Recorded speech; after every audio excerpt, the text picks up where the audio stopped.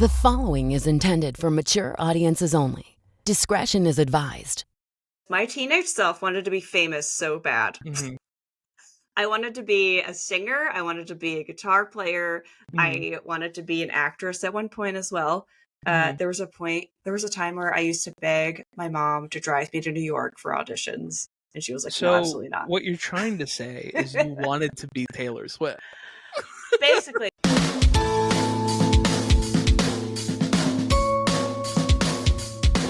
What's up, besties? Welcome back to a brand new episode of Childlike At with Mike Valdes. And guess what? I am still the second part of that title. If you want to support your boy in any way, please go to my website, thekidfromup.com.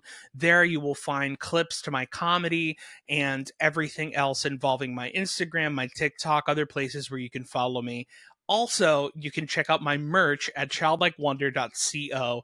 We have the Viewmaster collection, some church merch. I'm so excited about this merch collection. And if you want to buy it and rock it, please do. Put it on Instagram. I'll repost it. I'm so excited about this collection, and I know you will be too.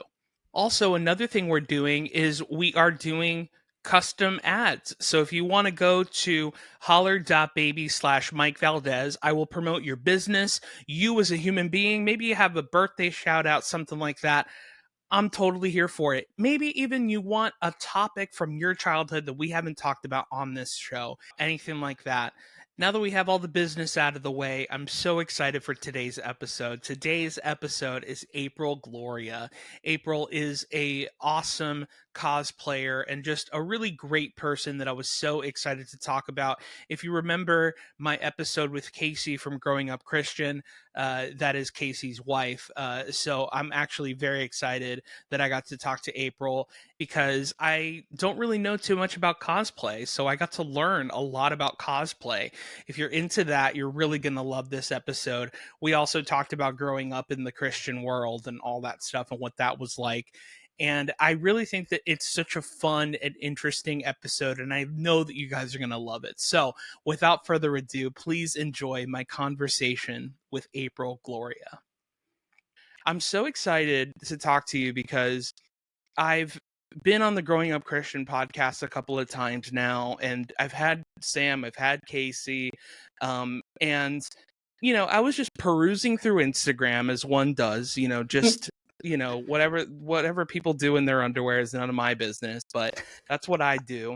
And so I'm perusing through Instagram and I see one of Casey's stories, and it was I specifically remember it was your birthday, and I was like, oh my gosh, I've never actually seen Casey's wife. Let me see her page. And then I immediately got mad at Casey for not telling me that he was married to someone who is way more famous than he is. And and looks so much like Taylor Swift that can almost go viral from a clip. Like, oh my God. And so so now that you have all that information, what do I do with this information? I don't know. But yeah, it's really awesome to get to talk to you and to get to meet you and all that stuff. But yeah, you're in like the cosplay world, right? Yeah, I've cosplayed basically since 2013, so it's been about 10 years. Yeah. No, that's great. I love that. And when did it start, like through Comic-Cons and stuff like that? It kind of started through video games, actually. Okay. I had like maybe a couple games growing up. We had Game Boy Color with the Worm Light, and I had 2 games for it. I had The Lion King and I had 101 Dalmatians. Wow. And then we got a PlayStation, and we had 2 games for that as well. We had the Shaun White snowboarding game, and Nice. we had my game was called Portal Runner, and it was like, I think it was an offshoot of the Army Men franchise. It was like Sure. one of the sergeant's daughter or something like that, and she rode like a saber-toothed cat or something like that. Okay. Yeah, so I didn't play a ton of video games as a child, but I watched Casey actually, in college, like I know this is stereotypical, I watched my boyfriend play video games or whatever, but I he was But I watch my playing, boyfriend play video games, and yeah. He was playing Oblivion, which is in the Elder Scrolls franchise, and right, so I watched him play that, which was interesting. I liked that, but I was pretty satisfied to like just watch. It was like kind of like watching a movie almost. Like, sure, oh, you're making your person do all this stuff. I don't know, close all the Oblivion gates and everything, and so then when the next game came out or was going to come out with Skyrim, and he showed me like the preview and stuff, and it was really cool because I've always, when I was a kid, I was really into medieval stuff anyway, like sure, medieval and fantasy, like Lord of the Rings was like my yeah, favorite thing.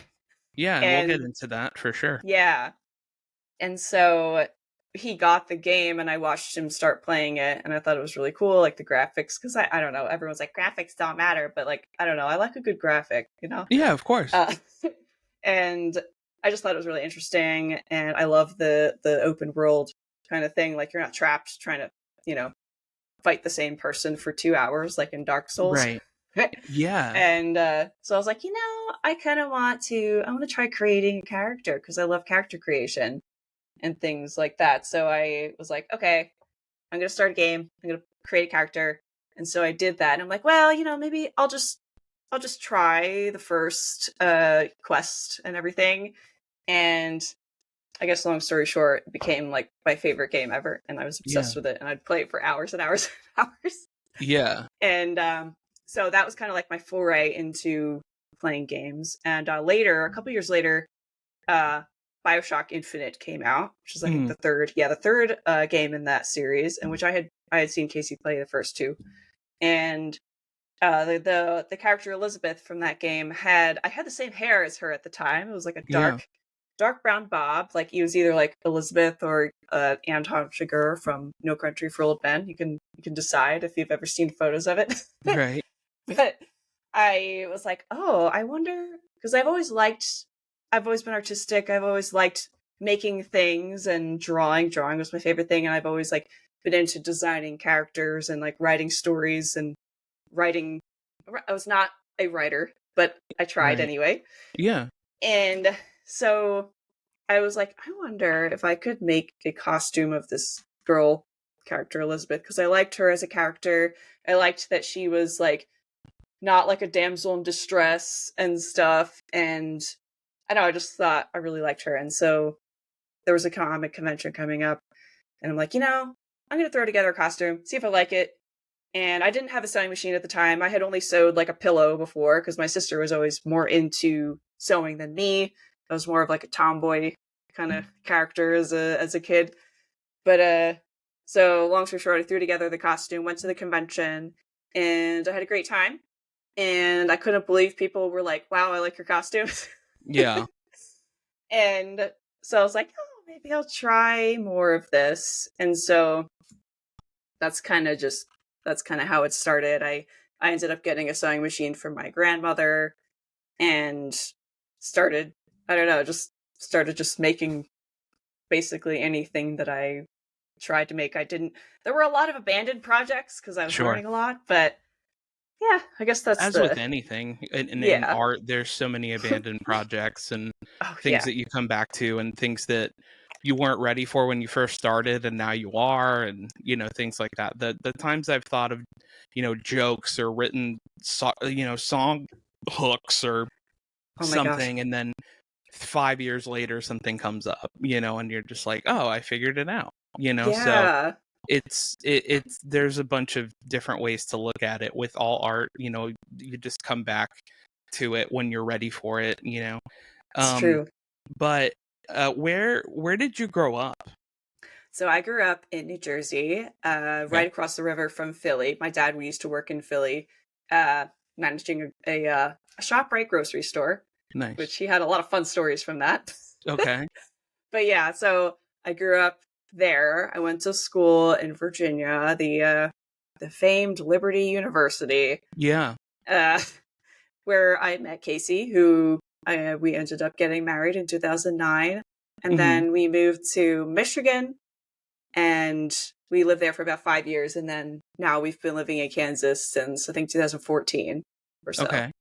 Yeah. And so what was it like growing up in Jersey?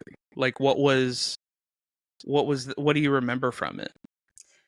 I really enjoyed where I grew up. Like most of my childhood, we were living in a little neighborhood in the suburbs, but we had woods behind our house. Mhm. So it was nice because we didn't just like, walk out your door and see a bunch of neighbors and everything. Like everyone's like, oh, New Jersey, that's like a big city, right? Like, no, Right. no.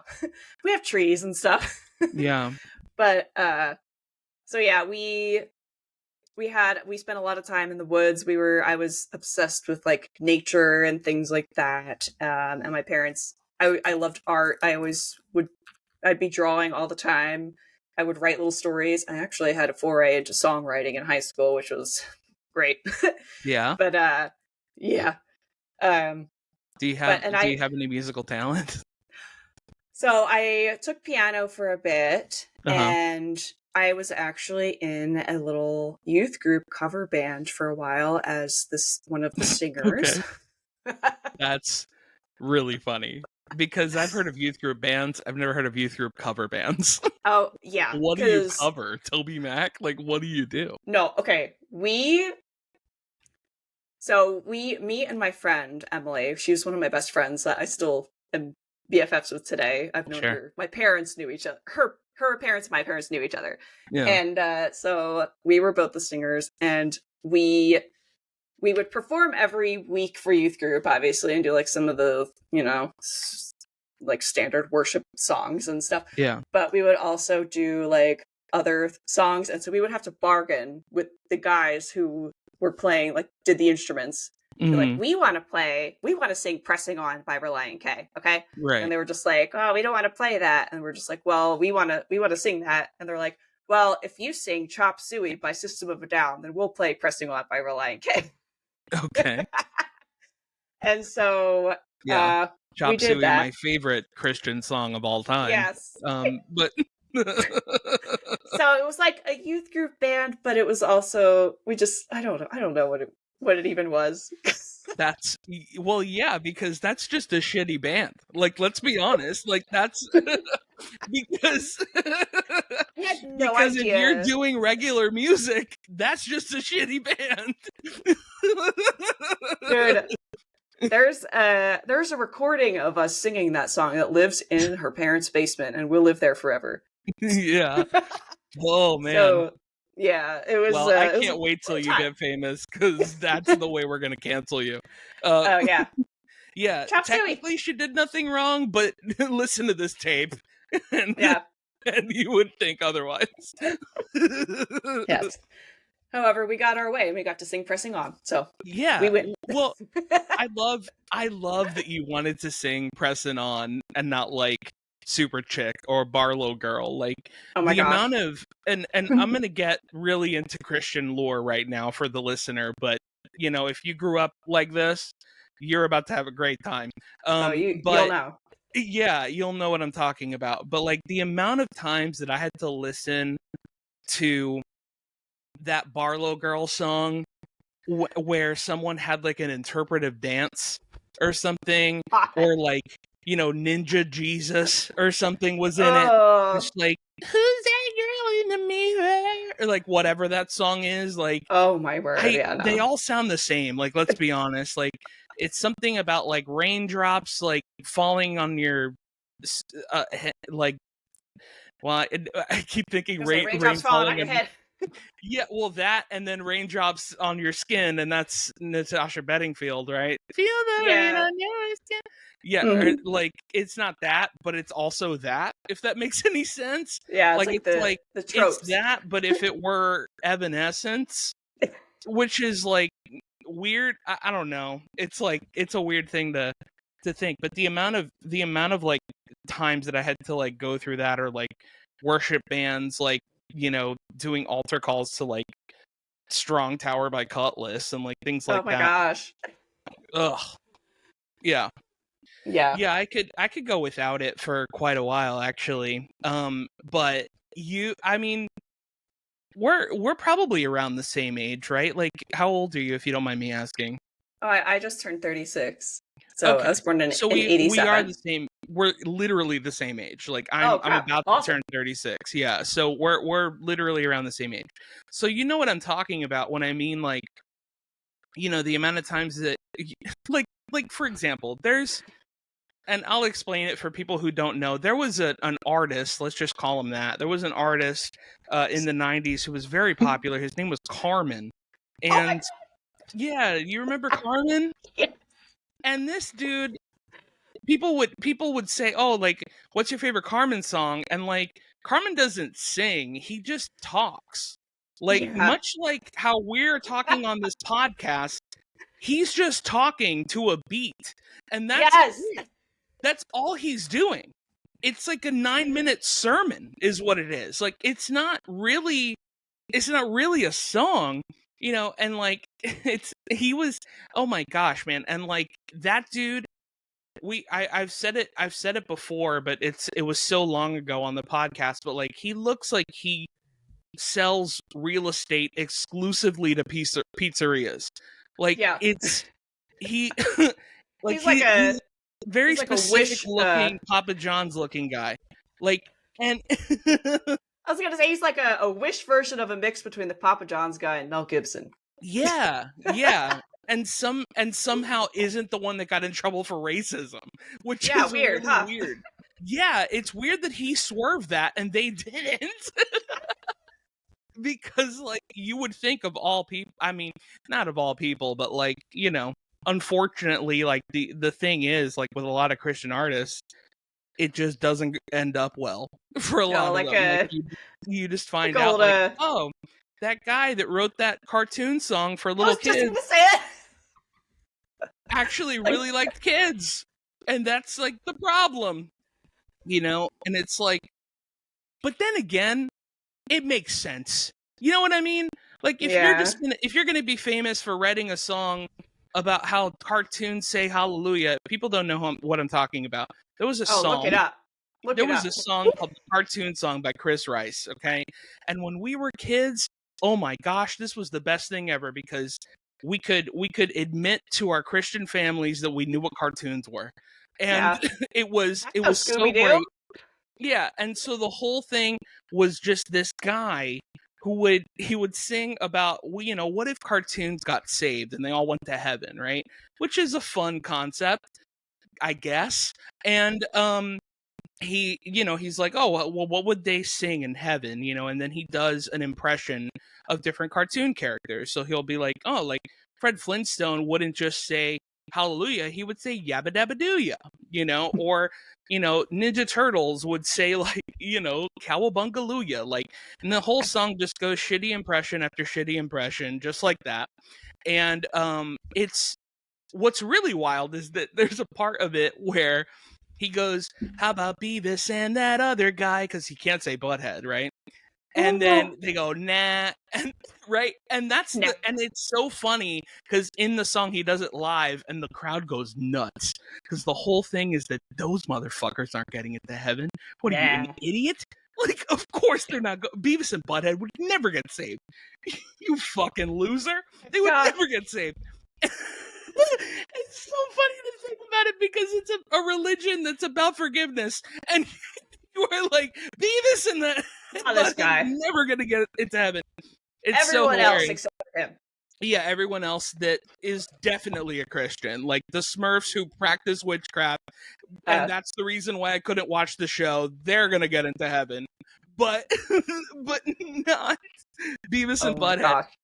Could you imagine, dude? Could you imagine if that was rebooted today?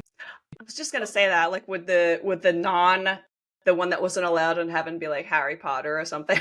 No, it would probably be like, this is what I think. I think, it would be like, I was thinking the other day, what if Game of Thrones got saved? Like, it'd be like something like that. You know what I mean? Like, like, nothing will ya? Like, just some stupid bullshit like that.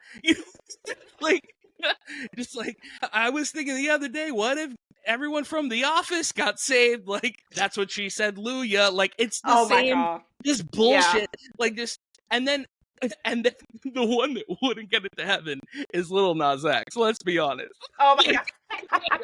Like it would be like, They how totally about would do Lil that. Nas X? No, Nah. no. What's he gonna say? I'm pole dancing for Satan, Luya. Like Oh he my wouldn't say that. Like Oh my so, word. yeah. Like it's what a wild time to be alive, man. Was it just Ooh. Yeah, the 2000s were something else. Whew. yeah? It's so funny because I feel like, and I don't know how deep were you deep into the Christianity Oh yeah, religion I of it had a all? whole book about I had a book that was called Dateable, and it was all about Mm, how to date as a Christian.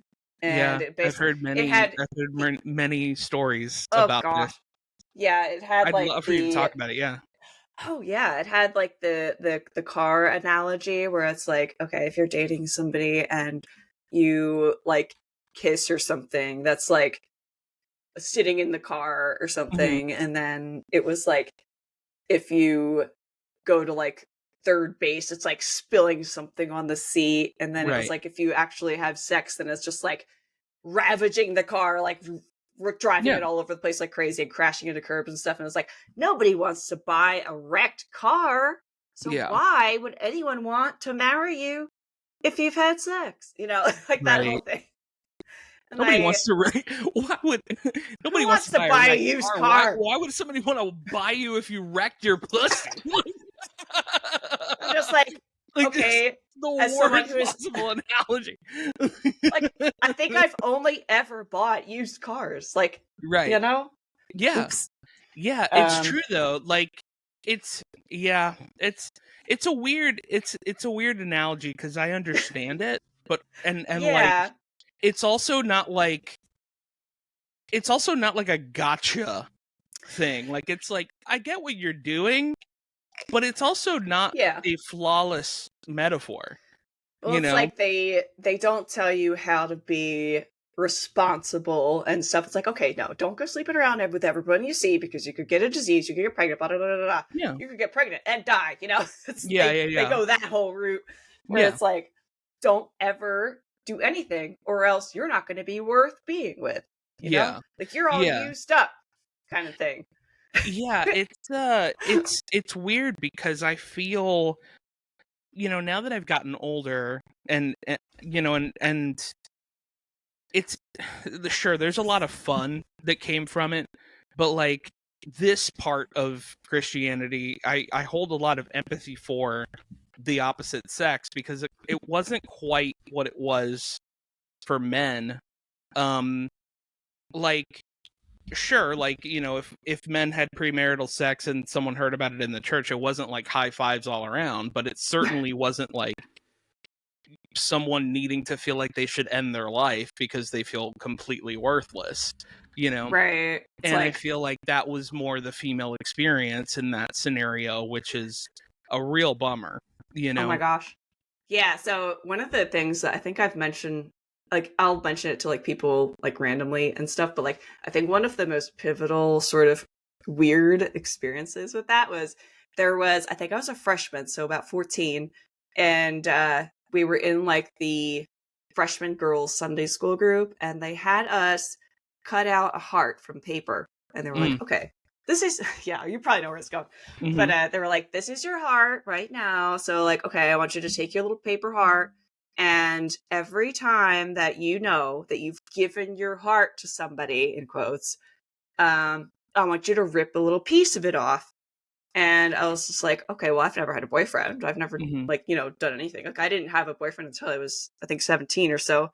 So I was still like, I was like fresh out of childhood, like not really wanting to grow up, but I was like, oh, I wouldn't mind a boyfriend, Yeah. But and they were just like, okay, so if you dated somebody, blah blah blah, if anything has taken the place of God, whether it's like a crush, if it's like a real person, if it's like a celebrity that you're thinking about instead of God or something, like if you're just like, oh, this person, I like this person's cute. Yeah. Okay, Yeah. rip a piece of paper out. Right. Well, God is my favorite celebrity, so I know, clearly, right? yeah. if only I had a crush on Jesus, you know, like what would Yeah. they say to that? Be like, oh, It I'm would thinking explain about. why. It would explain why they make him look so hot. I know You they're know? like they got those AI Jesus things. They're Yeah. like, Yeah. It it's would. so It yeah. explains why they Oh made my him word. white. You know, It's like because because this is the Jesus you're supposed to have a crush on. right. It's like you got to date Jesus. Yeah. But yeah, so they had us rip off these pieces of paper. I'm just like, oh, I've had a, you know, I watched this movie and I was like, oh, he's cute. I guess I'll rip a piece of paper off. Like, oh, I had a Ugh. crush on this guy at youth group. I'll rip a piece of paper off. And then they're like, okay, now hold up Yeah, the based on a remainder, crush, dude. That's I wouldn't dude. have anything left. It's well, that's the thing. People have They were like feelings. they Like, were, what are you talking about? and like, of course, Like, they don't tell you like what's the difference between like aesthetic attraction and like this whatever. But they told us to hold up our little pieces of paper, and they're like, okay, so what you've got left, this is what you have left to give your husband. right. And I'm just like, oh, uh-oh. Yeah. I have a mangled paper here. So that's Yeah, really awesome. there's a lot of activities that youth groups made to do with a piece of paper. Like I remember write down all of your worst things that's happened in your life, and we got 2 pieces of plywood from Home Depot and made a really shitty cross for you to nail it on. And Oh so my gosh. yeah, did you never do that? No. Okay, Not that exact thing. I would have thought your church was really into it, considering the heart thing. But Well, if they knew about it, I'm sure they would have been cool with it. yeah, well, it was so essentially you would just write down like which every dude was just like I masturbate a lot, you know, Oh my and like word. things like that. And you would just fold it up, and then you could leave it out in the open if you wanted everyone to know your business. Oh my And gosh. you would nail it onto a cross while Dare You to Move by Switchfoot played, because of course. And Oh yes, that's another band that we covered in my lovely, awesome band. yeah, sure. What kind of a kid would you say that you were growing up? I mean, obviously you grew up a Christian kid, but like who did you sit with at the lunch table, like that kind of thing when you were at school?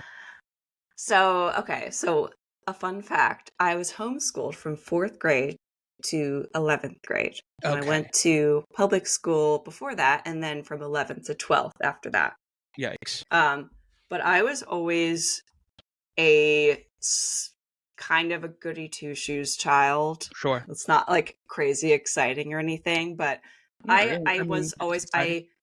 I always liked structure, and I Mhm. always but I did have like a sneaky side. Like if I Sure. wanted to do something, I would find a way to do it. Mm, Like I never like even when I went to public school though, like I was too like I didn't experience like drinking or any sort of substance while I was in school or anything like that. But I was also kind of a goody two shoes. I didn't want to like rock the boat or anything, you know, not overtly anyway. yeah. But when I was in high school, when I went to school, I thought that I was going to be the president of the Bible club. You know, Mm, I'm just like, I'm going to be in high school and I'm going to be like a good influence and blah, blah, blah. And then I realized that all my friends were in literary club, it went on at the same time as Bible club. And mm, so I ditched Bible club for literary club. sure. And Better decision. yeah, it was more like, I guess I would say that I sat with people like I guess you would call I don't know like hashtag oh my gosh like quote unquote nerds or like kind of goth leaning alternative-y sort of people Sure. because that's kind of I always kind of leaned into that sort of um culture, I guess. I don't know, Yeah, like the the Christian outcasts. version. Yeah. um So, and I found that they were like the nicest people there. Like they Mhm. were like they didn't like judge me for any like they didn't care that I had been to the like was in the Bible club or anything. Like I don't know, they just didn't they weren't like as judgy, I guess, as Yeah. other people were.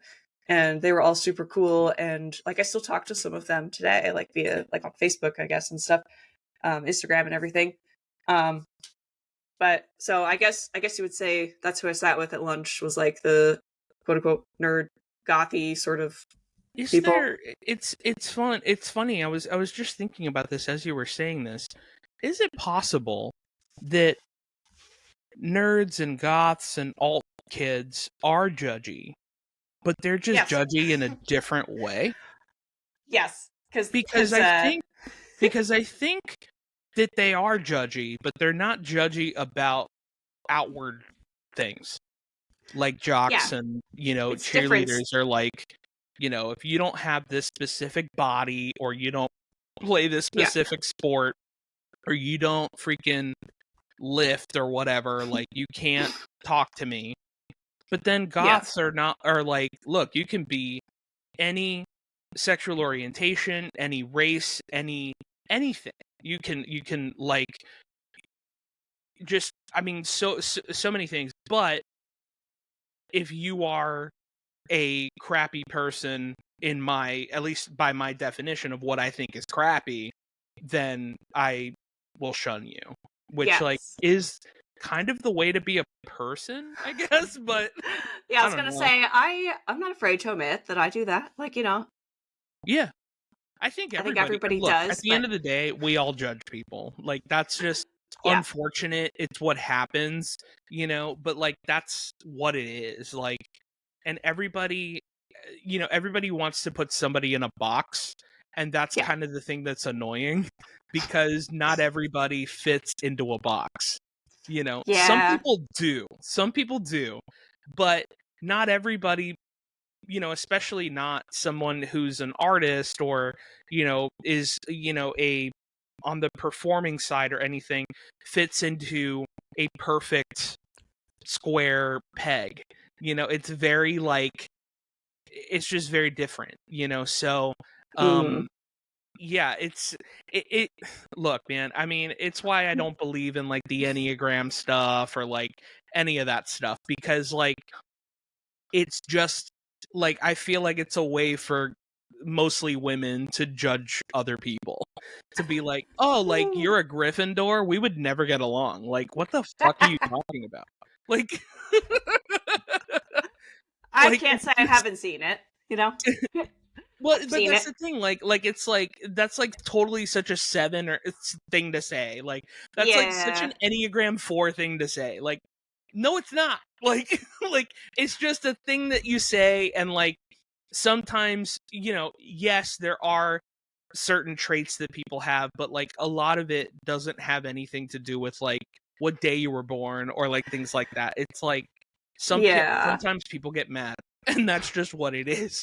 Like, it's like, I think it's good to, like, I don't think people should base their entire existence off of that stuff. I think the only, like, okay, if you're using it to try and sort of flesh out like why maybe you do things you do, I guess maybe that would be a better job for like a therapist than like a star chart. But no, which is like, great. We're actually going to go into our sponsor, BetterHelp. Go to betterhelp.com/childlike. Excellent.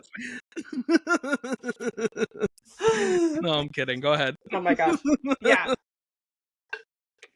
But yeah, I think people are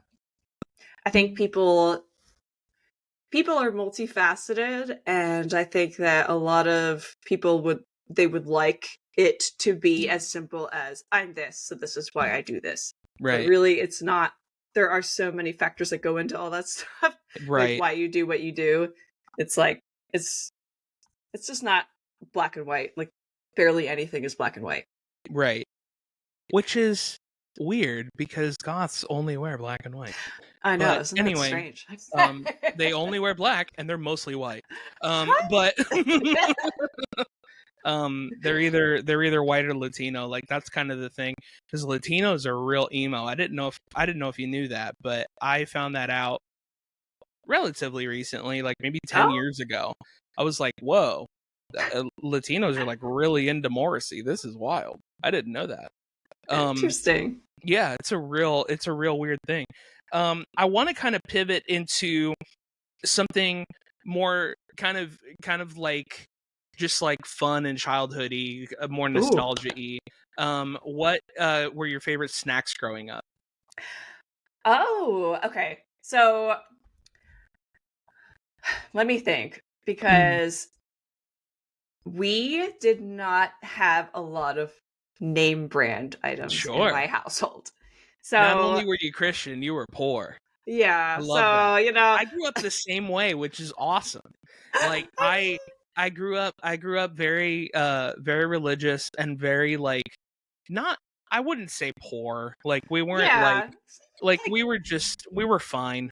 You know what I yeah, mean? Like but yeah, like we like wasn't money was a concern, but it wasn't like, we were going to live on the street anytime soon, you know? yeah. That's basically how we were. Like for special occasions, we would get some things. Like my dad would, because he worked at the supermarket, a Mhm. supermarket, and so like every once in a while he would bring home some stuff that was like super special and everything. Like I remember one time he brought home, because my favorite Disney movie was always The Lion King, Yeah.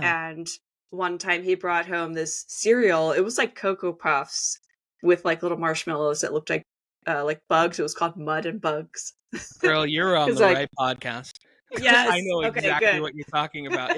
It's one of my holy grail cereals. It really Oh is. my gosh, I love that cereal. it That was so cereal's so good. good. I So another fun fact is I'm a huge pack rat nostalgia person. So I still Yeah. have the box from that in the basement. Okay. Yeah. So Again, you're talking to someone who has boxes above their good. bed frame right now. Oh So my gosh. That makes me feel like less of a crazy person, because I have a whole like tub in the basement of like childhood items and oh stuff, yeah. and like that's one of the things, because it was so special. I'm just like, oh my gosh, I've never had this before. I'll probably never have it again. So Mhm. I stored like all of my like Lion King items in the box and stuff. Man, I'm trying to remember when that came out because I don't remember. It was well after The Lion King, but could it have possibly Yes. been to promote the straight to VHS sequel? I think it might have been, Right? because Yeah, like I the. remember I remember that very well. Do you have other cereals that you were into growing up? Oh man. So my parents were both, they always talked about how they had a lot of cavities and stuff. Mm, So for a really long time, we were not allowed to have a lot of things with sugar in them. mm, And so like our like basic cereals at home were like Cheerios and like Corn Flakes and Bran Flakes and like Raisin Bran and all that stuff. But mm. like every once in a while, we would get uh Kicks. Yeah, nice. And my mom would get so Love it. mad, because she's just like, "Oh my gosh, this is just like balls of air. Like It there's is. nothing even to this." And I'm like, "I Yeah, know, but it has sugar in it, so it tastes good." yeah. Donald Glover has a great joke about it where he's like, it's the hand job of cereals Oh my word. because you're like, this is good, but like, you know what I really want, like. Oh my gosh. Like it's true though, because like it's a little sweet, like it's like enough, but it's It, not a Cocoa Puff, yeah. it's I never not. had Cocoa Puffs though, so I was like, this is great. You Man, know? oh my gosh, yeah. And it goes back to the Christian music thing. Like I always say, look, Petra's good if you've never heard of Journey, like it's. Yeah. And like freaking what's her face, Rebecca St. James is great if you've never heard of Alanis Morissette. Like Yeah. these are all great things, but like yeah, it's a wild thing for sure, because yeah, if you've never had Cocoa Puffs, I'm sure it must have been tough to go back to Cheerios and Bran Flakes after having Mud and Bugs, right? Yeah, it's like we would add, so like the Cheerios, we would end up adding like cinnamon and sugar to the Of top course. or Yeah. whatever, because a little sprig of sugar, a little crumb. Yeah, that's the way to do it for sure. I love that. Well, every episode of this podcast, I like to have a box of cereal with my guest, and I like to pick a cereal that has something to do with my guest in some way, shape, or form. So I chose a perfect cereal for you. I spoke with my sponsors over at Kellogg's, and they told me to stop masturbating. And after they said that, um, they told me to never email them again because Oh. they are not going to sponsor the show. So I went ahead and bought this Specific. cereal. No, I'm kidding. But I bought, so we're for the listener and for the viewer, this is coming out after Halloween, but we're actually in the spooky season. So I believe this comes out the week after October 31st. But I got this cereal, and as we know, as good Christian kids, we do not celebrate Halloween because it is the devil's birthday. So we have very specific things that we do on Halloween, and one of those is that we have a tradition of watching It's a Great Pumpkin, Charlie Brown. Oh, I have seen that. Yes. We were a Charlie Brown family. Yeah, of course. Why wouldn't you be? Obviously. Yeah, obviously, like you were a Charlie Brown family, and they made a cereal because VeggieTales isn't famous enough to have their own cereal. So, oh my gosh. Could you imagine? It would be the worst cereal of all time. I would have eaten that up. Oh my god. It would have honestly probably been the same as this cereal, just green and like red balls. Purple. I would say purple and yellow, like Larry Boy cereal. Sure. Purple and yellow, or purple and green. Gosh. That works. Yeah, purple and green, and well, yellow as well could work. Yeah. Yellow could be like the marshmallows. So I guess you could do red because Bob's there too. General Mills, get us on the phone. We're making VeggieTales Larry Boy cereal for you for free. We'll make you rich. Yeah, we'll make you $1 million. Say what you want about Christians, but they buy everything in the store if it's for them. Yeah. You know what I mean? So Christians will buy the cereal just because it's made for them. So yeah, it's a great great pumpkin Charlie Brown. It is a vanilla flavored cereal, which I found kind of weird. Mostly because I have seen a lot of cereals this season get the pumpkin spice flavor treatment. Now, interesting.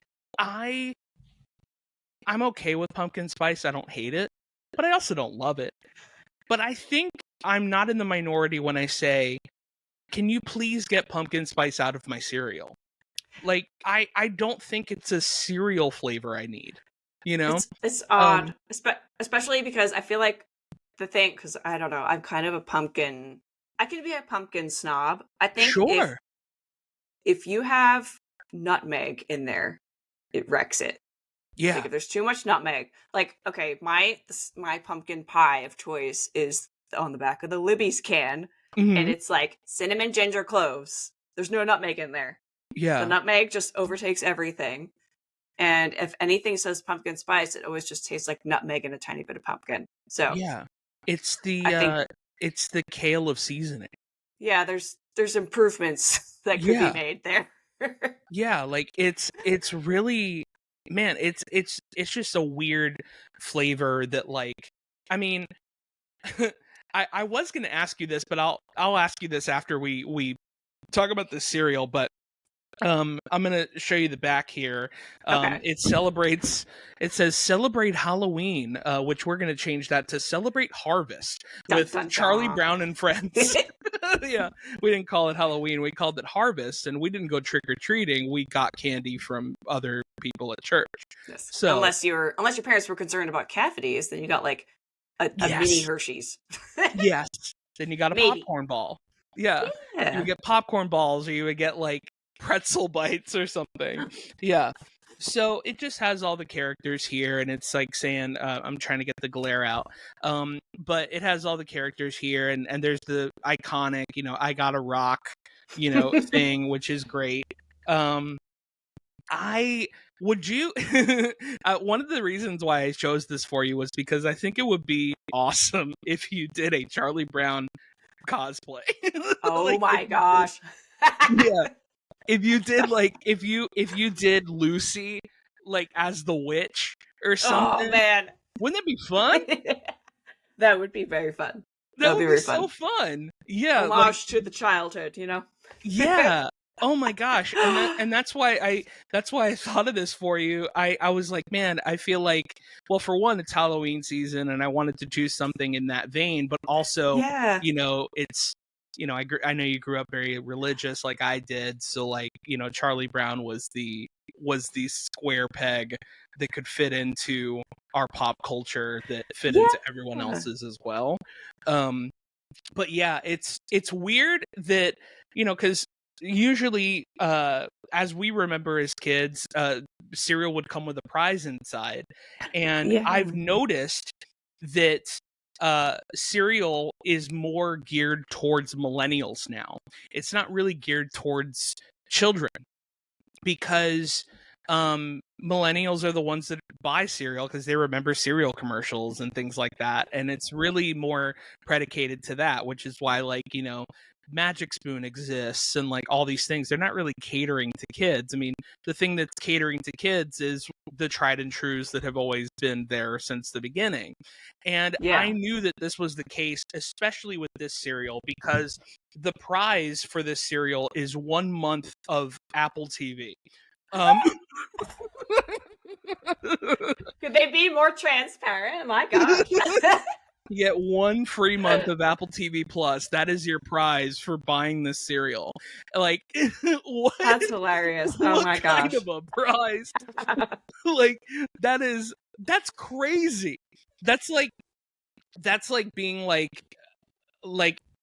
I'll put it into perspective. If you're a kid, that's like getting a prize that's like, here's 20% off the Coco Melon merch store. Like, like, could you imagine? Like, it's like, that would never be the prize. You know what I mean? Like, a whole month? Yeah. Crazy. Yeah. They're just, honestly, Apple TV Plus is just giving it away. And I get it, because it's bad. But let's be honest, like, I'm not on the studio side, plus I'm on a strike as an actor, so I shouldn't be talking about them, but I make my mistakes. But yeah, don't support them unless they're giving you a free trial, which usually they probably are, because they're begging people to watch their stuff. So but I wanted to ask you, because you do cosplay stuff, and then I was like, man, it would be really fun if there was like if you had like an April Gloria cereal.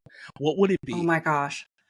Oh man, I don't know how exciting it would be, because I kind of like a lot of basic flavors, like sure. So oh my gosh. So not pumpkin spice. Probably not. Just I immediately like it. I'm saving that for the pie, like the actual pie. Well, that's where you need to put pumpkin spice, is in pie. That's what it was made for. Exactly. So like for cereal, I'd probably go a little bit more mild. Sure. I suppose. So I could see going either way. Like I could see going just like plain old like chocolate sort of almost like a Mud and Bugs kind of thing, but like I was gonna say, you want to just steal Mud and Bugs? That's and just slap an like April Gloria sticker on it? Because like I feel like people knock people for liking basic flavors, but in my opinion, they're basic for a reason though, right? I can taste the flavors of. I don't always want to taste like 20,000 flavors at the same time. Yeah. It just means like I can fully appreciate this one chocolate thing. Yes. Right now. Okay. I don't need like chocolate, caramel, peanut butter, whatever else, every 10,000 billion flavors. And a lot of people like that, and that's fine. Like I'll have that, but my favorite is always just like a basic kind of thing. So I would say probably just like a Dunkin' Donuts Munchkin, just like chocolate glazed, is like my favorite donut ever. Like that's like, you and I are kindred spirits. Yes. I agree. Excellent. I agree. So yeah, something like that, like a almost like a chocolate cake donut flavor thing, like chocolate with like a little like vanilla sort of thingy around it. That actually leads into one of my other holy grail cereals, which is Captain Crunch Choco Donuts. I have never had that. I mean, Can you believe that? Just kidding. Well, I mean, it's from like 2015 or Oh 16 or my gosh. something. It was very limited. But it's exactly what you're saying. Like, it's like little, they look like mini munchkins, of course, and then they Yeah. have the glaze, and then there's like little sprinkles on them as well too. Oh my So gosh. it's a very great cereal. I love Captain Crunch. They're the only cereal brand that's ever actually sponsored my show, so I have nothing but good things to say Oh. for them. But So Case will be happy about that. He introduced me to, because his favorite cereal was always like Crunch Berries. sure. I know he said he's liked the Rice Krispie Crunch or Rice whatever it Krispies is. treats. Yes, Rice Krispie treat cereal. Yeah. But They don't in make college, that anymore. Those cowards aren't going to make I it. know. But in college, we would always buy the Crunch Berry cereal, sometimes the Sure. off-brand because we were college students. Okay. And you could get a giant bag of off-brand Crunch Berries for I think pretty they're cheap. called Kernel berries. Oh my god. Yeah, you're on the only podcast where I'm the only person who knows every cereal that's ever Yes! existed. Yep. Oh man. I was gonna say, because I know there are a couple different off-brands. But yeah, so we would eat that, and I had never had anything like, I mean, I had the mud and bugs and stuff, but like I didn't eat that like regularly. And I was like, oh my gosh, you eat this just like all the time? Yeah. Crazy. Yeah. Yeah. Well, Crunch berries are a classic, man. I mean, they're good. Like I oh, remember yeah. being like, oh my gosh, a whole world is feel like opened up. It's what's so funny? The older we get, we start to realize that we're all still kids with Spirit Halloween adult costumes on. You know what I mean? Like, Cosplaying as an adult. yeah, like it's like we are yeah, to use your term, we are cosplaying as an adult. You know. In fact, that's a great episode title. That's what we'll call it. Cosplaying as an adult. That's what we're doing. Like, because it's we don't we're so far from what we know is the right thing to do. You know, like we're only doing, which is kind of like, I try, like, the older I get, to like give my family some slack and things like that, because like they're just good people trying to like protect their kid, Yeah. and like there's only so much you can do, when it comes to like resenting your parents for how you grew up and like all this stuff. But because like, a lot of this, and I'm sure you're a part of it, and not a part of it, but about it, a lot of this like evangelical type of thing has kind of become, in a way, a little bit annoying, where it's like almost becoming its own religion, where it's like they become just as insufferable as the evangelicals, but just playing for a different team. Yeah, that's literally what it is. It's you still have an ideology, like you're still like, you got this. Yeah, I don't know. Well, yeah, I mean, it's great, and I mean, they still have those like metaphors that mean nothing, like, for example, I recently saw this clip. Somebody, it was Michael Gunger, which, like, love him. He's great. Love his music and all this stuff, and he's an all around pretty smart guy. But I just didn't really agree with this metaphor that he was talking about. It's a little bit too hippy dippy for me. But he was like, when I was growing up, I was a Christian, and they told me that this bottle of water was the right bottle of water. And then as I grew up and I started living my life, I realized that there's other bottles of water, right? There's Judaism, there is Catholicism, there is, Buddhism, all these different things. And like, there's so many different bottles of water. So how do I know which bottle of water is the right bottle of water? Because they're all just bottles of water. And to that, I would say that the metaphor is bad, because the answer is that God is the water. Like, that's the answer. It's just the bottle. It's not the bottle. It's not about the bottle. It's about the water. And that God can be whatever God you want it to be. But I'm just saying, like, that what's important is what's in the bottle, not the bottle. You know? Yeah.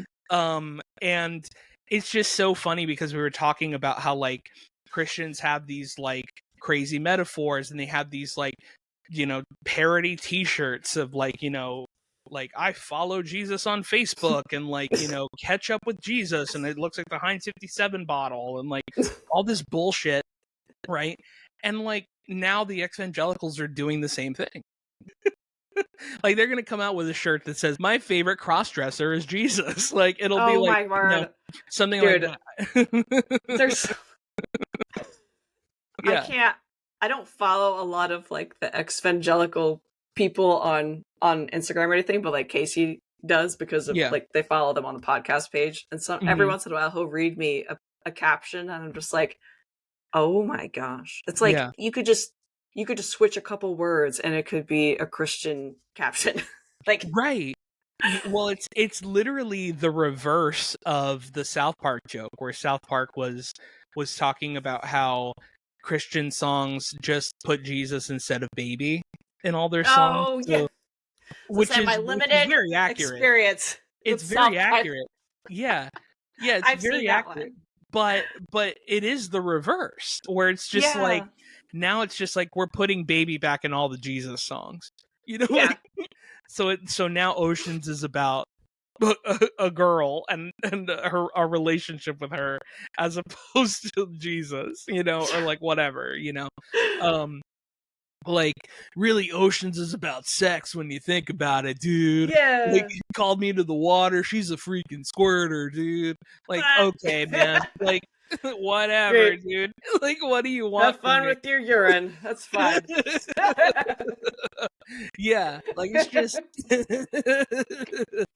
yeah, it's it's wild, man. I don't know. It's so funny. Going back to your husband's podcast, where like Mhm. they've been doing a lot of these like Bible story things, and it's really awesome because it's very it takes a lot of what I didn't know and gives it more context. You know, like Yeah. when I did the Samson thing with them, I was like, Yeah. oh, like, I didn't know a lot of this. Like, mostly I just know like half of this story. Like, I didn't know Yeah. he was like not a good person, really. You know, I know. It's like, like they he's don't not play that to really. you. Yeah, and like, and I mean, to be fair, like, you can argue that like it's a good story because he's not a good person, and like Right. it basically is like, it's a story where God used a person for what their purpose was, and we found out what their purpose was. But it doesn't mean that they weren't a bad person. Like, it's like that. It's the Game of Thrones theory. Like, Yeah. It's like no everybody's one's a capable of good doing guy. the best and the worst thing at the same time. Like, it's, Yeah. you know, that's just what it is. And so it's a wild thing. Like, you know, like, for example, I recently, like, a joke that I wrote recently was like, you know, when we were kids, we would sing a lot of Bible songs, like this one, like, Father Abraham had many sons, Yeah. most of them were sexual assault. I am one of them, and so are you. And so, like, yeah. Oh my gosh. And then I'm like, oh, you guys didn't go to a church that was biblically and historically accurate? Whoops. Whoopsie. Right arm. Oh my god. um it's so dumb. Like, it's Well, it's no, go like ahead. What were you gonna say? I was gonna say it's like the story of Esther, because they had me on to Yes. talk about Esther, and I'm just like, she was like a child bride that was like Yeah. forced. Like, it was just like an insane story. Like, you never really got that aspect of it. You're just like, oh, well, you know, people got married when they were 12 all the time. It's fine, whatever, who cares?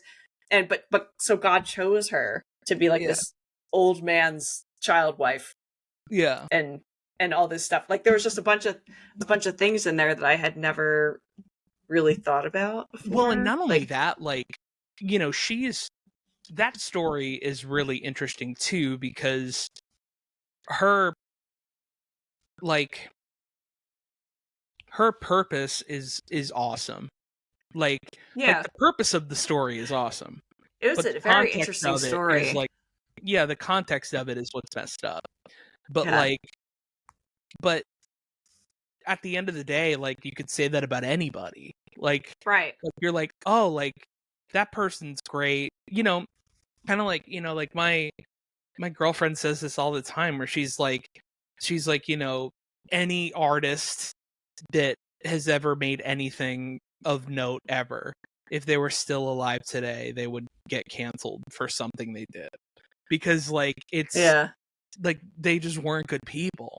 But it doesn't mean that what they did wasn't, like, their purpose wasn't worthwhile. You know what I mean? Yeah. Like, the context of them isn't great, but their purpose was great. Like, a very like a touchy subject, for example, no pun intended, but like Michael Jackson, Oh, where it's like it's something where you can argue that if those things did happen, which we don't know because we weren't in there, we have no okay. idea. We don't know if those things happened.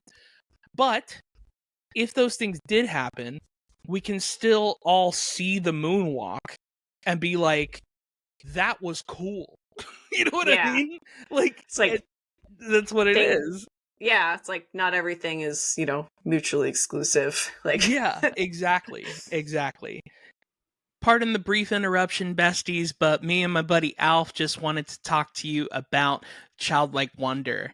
Childlike Wonder is the official merchandise store of Mike Valdes and of Childlike At Best. As you can see here, there are some shirts with my face on them that say Comedy's favorite cartoon, as well as the Viewmaster collection, which is one of my favorite designs that we have. You've seen me rock many a t-shirt from the Viewmaster collection. Another is some of the church merch that we have. We have a shirt that just says church camp. We also have a crew neck that says unspoken prayer request, because as good Christian kids, we all had those unspoken prayer requests that were definitely rumors about Stacy or whatever person we knew growing up in the church. I'm so excited about this collection, and I'm so excited to release it to all of the besties. So if you want to support the show or support me in any way, please just go to childlikewonder.co and grab yourself a tee or a crew neck and tag me on Instagram. I'll repost you. I'm super excited for you guys to get into this. So thank you guys for supporting, and thank you guys for being so incredibly amazing. Now, back to the show. So you're doing great on social media, as far as I know. You're and I'm sure that you're doing cosplays, cosplay stuff for different Comic Cons and things like that. But this is a world that I know nothing about. So other than like, oh, these are people that dress up, and sometimes they dress up really in a really cool thing that they made themselves, and it's something that I could never do. What is this world? I need to know more about it. Oh, yeah. So it's interesting because it is a lot different, I would say, than when I first started.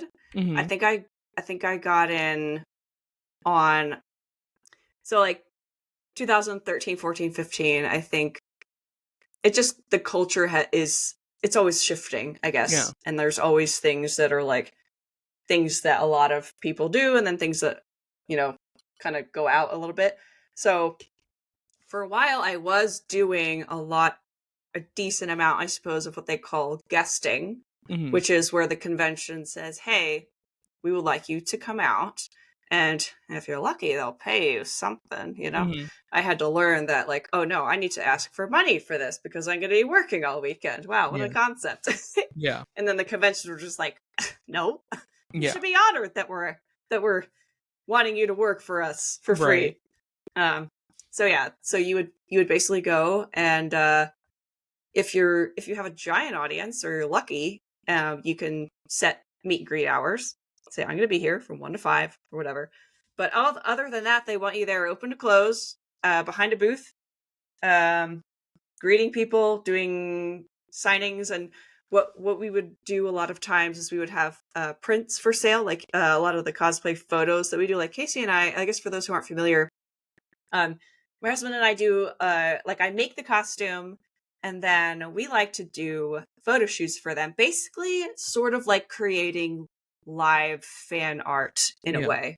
Like I want a photo to kind of have the look that whatever the source material has in it. Like if I'm doing a character from Skyrim, like whatever area that character comes from, I would like the scenery to match. So a lot of times we'll do like, I'll bring a costume on a road trip or something, or we'll plan a road trip around a costume, be like, oh, well, I want mountains and aspen trees, so we're going to go shoot this in Colorado area, like whatever area that we're going to.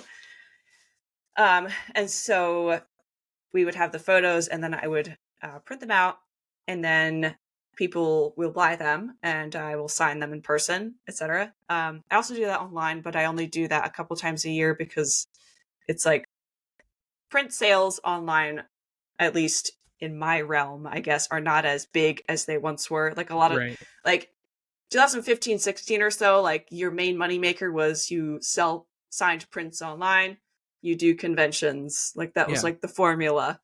But nowadays it's a little bit different. Yeah. Well, that's because people started selling their underwear. You got to do exactly. Like you want Lara Croft's bra? Here, it's for $50. You can get Lara Croft's bra. Like here, want some dirty socks? Yeah, you'd be surprised how many people want dirty socks. I mean, I've had people ask me for my shoes before, so I wouldn't be surprised. So, I have to ask you this, probably just because I feel like I would get a lot of people watching this to be very upset that I didn't ask you this. At what point in your life did you say, people tell me all the time that I look like Taylor Swift, I'm just going to lean in? Oh my word. So it was like 2000s. Oh my gosh, when was it? 2017. So it was like Teen Vogue or like 17 or something like that. They messaged me because I had started wearing red lipstick a lot, and like I've been a fan of Taylor Swift for a long time. And she actually, like, there's parts of her that have helped me with like my self-image in a way. Like I always hated my hair color, which is like a dirty blonde.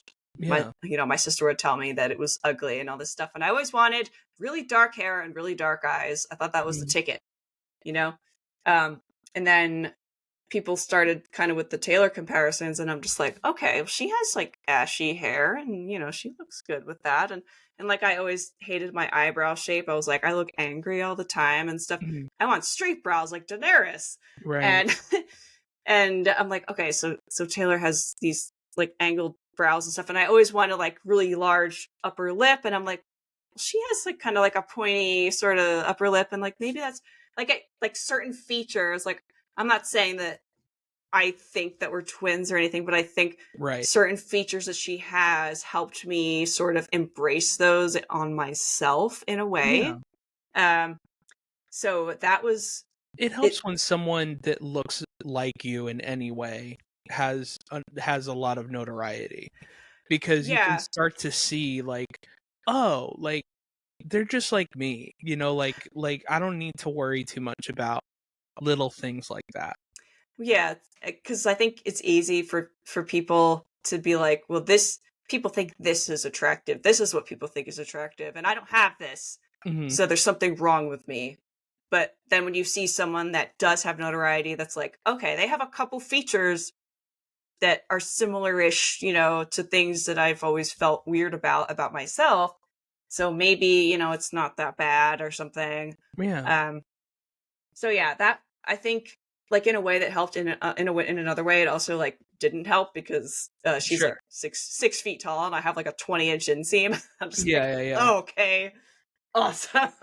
Yeah. But like for the most part, it was like it did help me in a couple ways. So that was about 2017 or so, and I did. Oh yeah, so the 17 article, like, roundabout way, they emailed me and asked me if they could post an article about like some photos I had on Instagram of makeup that I'd done. And before I had a chance to reply, they had, like, the next morning they had already posted it.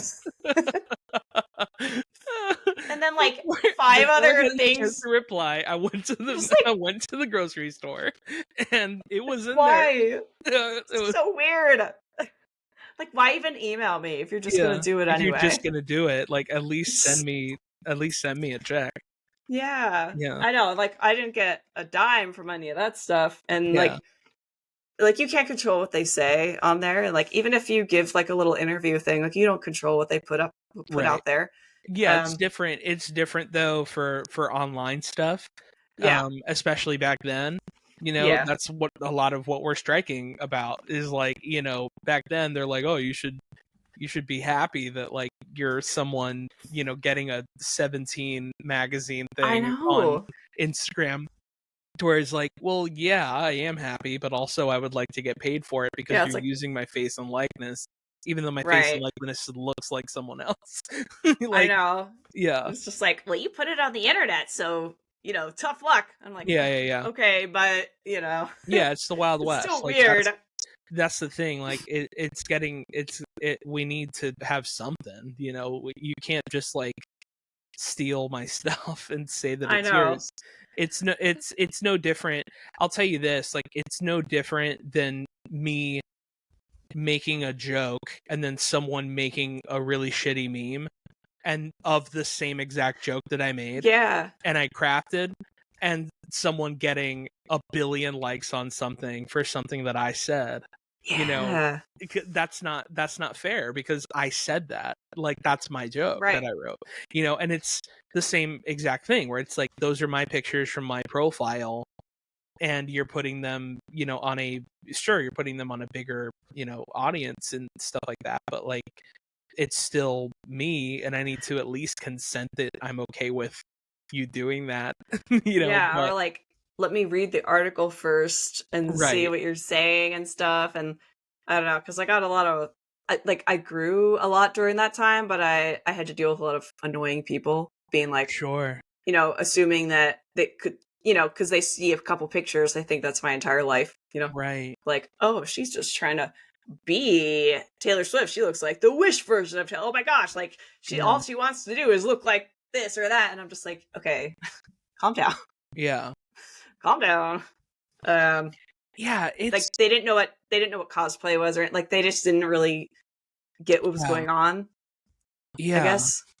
Well, and here's the thing, like I've been having this thought recently and I'm probably going to post like a clip about it. And this might even be the clip, who knows? But I want to post a clip about it where it's just like I think haters are important. Like I think that they're underrated in a lot of ways. I think they're important. Their words are not valuable and they don't mean anything. But at the same time, it's kind of worth for me. I like to have haters, and here's the reason why. Because for one, sure, you might be texting how much you hate me and all this stuff, but guess what? That's engagement. So you are texting, you're commenting, growing my engagement, you're sharing it. Share it. Tell people how much you hate me. Share it, growing my engagement. You are doing a whole bunch of stuff to only make me look better. So Yeah, it's like, if you really hate me, ignore me. You know what I mean? But you're it's not. true. You're not ignoring me. You're So giving me attention. yeah, so in fact, I like that because it gives me I'll show them energy. It gives me a different kind of fire in my belly where I'm just like, I'm going to prove you wrong. Yeah. I'm going to make sure that, and in a lot of ways, like I feel bad for them because they don't realize that like, no matter what they say, nothing feels better than a check clearing. And Yeah. you are doing that for me, regardless of whether you say something nice or not. Yeah. So, Exactly. so in a weird way, you're helping me, but not yeah, Yeah. like. So I will say, for the listener of this podcast, to the besties, like if you have haters, because I've thought about this a lot, where I'm just like, like, for example, like if you have 13 views on a video of you singing and 10 of those are dislikes and you have 10 comments that are saying that you can't sing, chances are you probably aren't a good singer, right? It's not haters. They're just telling you that you can't sing because you probably can't, But if your algorithm is like, you have, like, let's say you have 13 views, you have 7 likes, and however many dislikes, because I'm bad at math, and then you have 10 comments about how great you are, and you have 4 comments that tell you to go kill yourself or whatever, chances are you're a pretty good singer. You know what I mean? Like, that's just what it is. That's like, you're gonna get it no matter what, because everybody thinks that they deserve what you have. And Exactly. that could be anything. It could be anything. It could even be down to something as dumb as like the shape of your eyebrows, like you were talking about with Taylor, where like they are just envious of the shape of your eyebrows, and that's why they don't like you, because they wish that they had your freaking eyebrows or whatever. Oh my gosh. Something so dumb, and it really has nothing to do with you.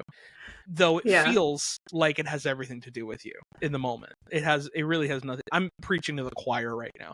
Like, this is like, the amount of times I've had to read comments and things like that. Like, I mean, I didn't think this is somewhere where we would talk about, but like, or that we would, something that we would talk about. But I feel like having those moments, because you had that moment, like you've had it quite a few times, but especially with this Taylor Swift thing, and just telling me that story, you had like a viral moment in a way where you got to see a lot of people that were like the Swifties that were really into you, and they were like, oh my gosh, like she's just like her, like what are her tips, like so I can do it, like the person that you want, of course.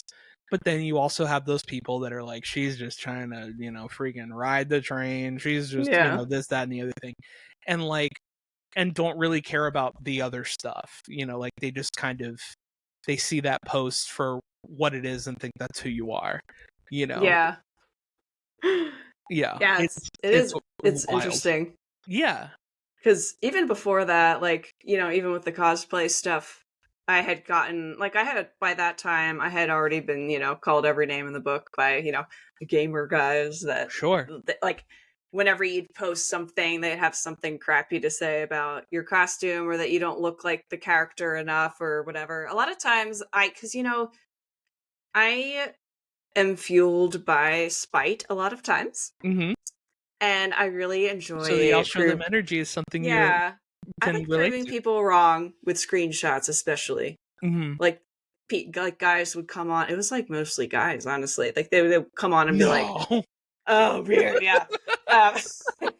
They'd be like, "Oh, there's not enough dirt on your costume," or like, "You need to hit the gym because your legs don't have muscle." Hey, dude, eat dicks. Yeah, like... so I would literally Google a screenshot of the character, and I know this is like, oh, if I'm giving them time, like no, this is something I enjoy doing. I would Google a picture of the character that showed that the character has chicken legs, and I would post it and be like, no, you're wrong. Yeah. I don't need to hit the gym. And plus, you can cosplay whatever you want, no matter what you look like. But whatever, I just like proving their point wrong. Also, what you said is so true. You can be whatever you want. Who cares? Yeah, like there's no like rules about like, oh, you that's can't. The whole fun of what you're doing is. That's the whole fun of cosplay, is that you can be, you can be Princess Buttercup and be a dude, or you can do whatever you want. Like you can you can be a bigger person, you can be a smaller person, you can be a different race. It has nothing to do with that. It's just about like expressing the love for the thing that you love, and that's... Yeah, it's like, I want to make this outfit, and I'm going to make it. Then that's it. And if you say anything about it, I'm going to block you and be happy about it, and then cash my check at the bank. Yeah, well, that's the thing. Like, it's... Yeah, that's the ultimate... The ultimate thing that I'm saying is like, yeah, like it's... I say it on stage sometimes, where it's just like, whenever like I'm having a show where like half of the crowd is into it and the other half isn't, like I'm Yeah. like, if you're not into this right now, like I don't know what it is. Like I don't know if it's me or if it's you, but you better strap in and figure something out because I already have your money. So like Exactly. It's so funny. Like y- they think they're in control. yeah. No. Like how are you in control if I have your money? You came to see me. Yeah. Like you're paying me, you're following me, you're giving me attention, you're Yeah. commenting. Yeah. So who's the real winner here? Yeah, that's kind of the thing. I mean, and the answer is we're both losers. You know what I mean? Like Yeah. just in different Yeah. ways. Just in different ways. But like that's what it is, you know? Yeah. It's just what I tell myself so I can sleep at night. So I want to ask you these last couple of questions here. If you were to give advice to your younger self right now, like you went into a time machine and you met your younger self, what advice would you give to your younger self? Ooh, gosh. That's I guess it depends on, I guess it would be my teenage self because that's the one that had most of the problems. You can choose any version of yourself at all. Any version of yourself that defines, I think any version of yourself that defines who you are now is how you see yourself. Because that person can be 6, that person can be 12, it can be 14, they can be whatever. But that is the version of you that you need to channel every once in a while to remind yourself if you're in the right place, if they would be proud of you, like that kind of thing. So yeah, I would say I would probably be talking to my teenage, 14 to 16 first. Like I'd probably have a lot of things to say about about multiple stages of life, but I would probably tell my 14, 15, 16-year-old self to be better about investing in other people instead of trying to wait for them to come to you, because I was very shy. I've always been a shy person. I'm still kind of a shy person in a way, and I was always kind of a quiet person, more low key sort of. I wasn't like, I always wished that it's me and Casey. You've seen how Casey is. Like, I've always wished that were me. Like, I've always wanted to be the boisterous, jolly sort of, universally well liked sort of person. But I was always sort of a more shy person, and it would sort of, I wouldn't make the first move a lot of times with friends, and I would not, make them. Like, I would probably try and focus on making my friends feel valued rather than waiting for them to come to me, I guess. I don't really know how to explain that. You're but actually making so much sense. You're actually, okay, yeah, good. you're making so much sense. And I feel like that is such an important thing. That's really important advice just in general, is to kind of keep yourself open and to treat, just remember that, like, my parents, especially my mom, she tells me all the time, she's like, there's 2 sides to every phone call. Just because somebody isn't calling you doesn't mean that you shouldn't call them.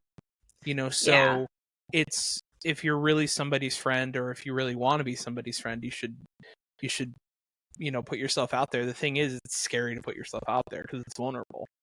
Right. And then if they don't respond the way that you think, you're just like, oh no, do they not like me anymore? Like, exactly. I always had kind of trouble making friends. Like, I always had friends, but I always kind of worried that I was the third wheel in a lot of senses.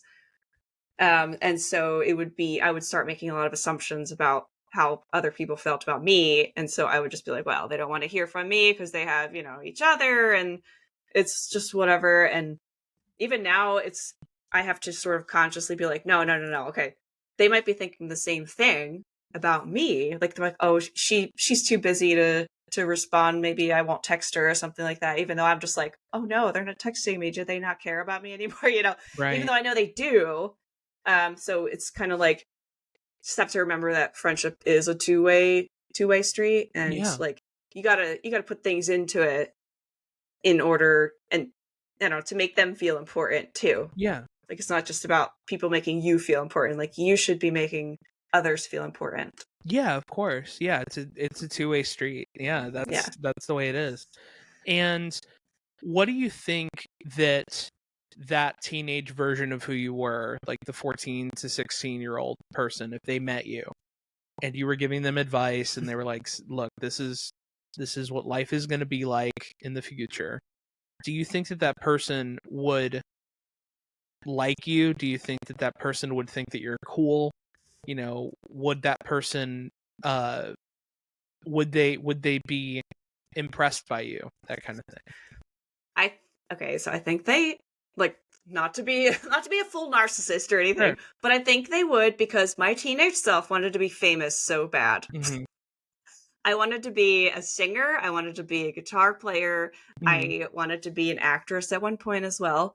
Mm-hmm. There was a time where I used to beg my mom to drive me to New York for auditions. And she was like, no, absolutely not. What you're trying to say is you wanted to be Taylor Swift. Basically, before I even knew who she was, because I'm, old. So, I mean, we're the same age. Yeah, we are.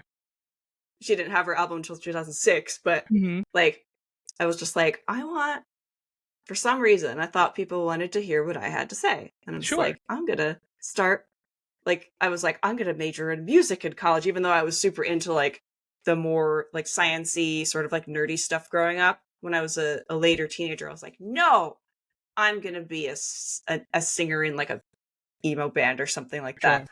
And so I think I would be excited to find out that maybe I have a crumb of notoriety in the world. Sure. Even though, in the the little cosplay pond. So I think I would be impressed, and I would probably be happy that I found a partner. Yeah, that you found a husband. That I've been with for like 14 years. So you were able to talk to a person and make them your husband. And he was in a band. And he was in a band. Double whammy. Yeah. A post-hardcore band at that. Which alley-oop. Yeah, that's an alley-oop. April Gloria, everybody. Where can everybody find you online?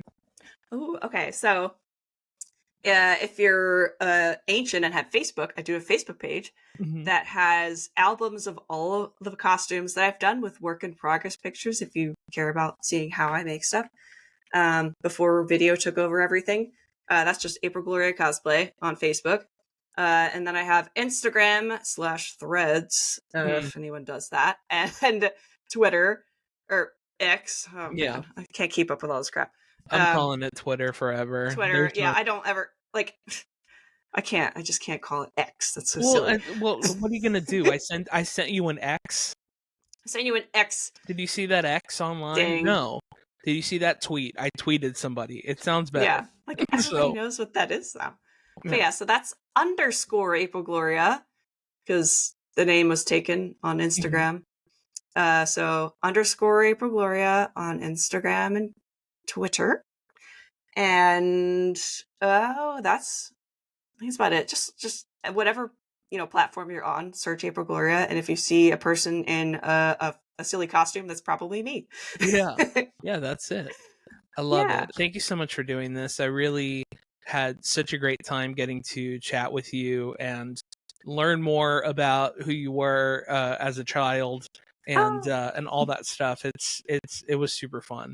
Thanks for having me on. Of course. Like all of the non-talking I did as a child and teenager, I'm getting out now, so I'm just like, there you go, yakking all the time. That was the whole point. Real quick for me, you can follow me on Instagram at Mike Valdes. My TikTok is at official Mike Valdes. You can also go to thekidfromup.com. That is my website until Disney sues me. You can find all things there. My live show dates. You can find my podcast, my album, all kinds of stuff. It's all there. Also, my merch, childlikewonder.co. There's a bunch of different fun designs, some church merch. There's some church camp shirts, unspoken prayer requests, sweatshirt, and also the Viewmaster collection is there as well. But other than that, thank you so much for listening. And this was such a great time. And don't lose your sense of childlike wonder. Bye, bestie.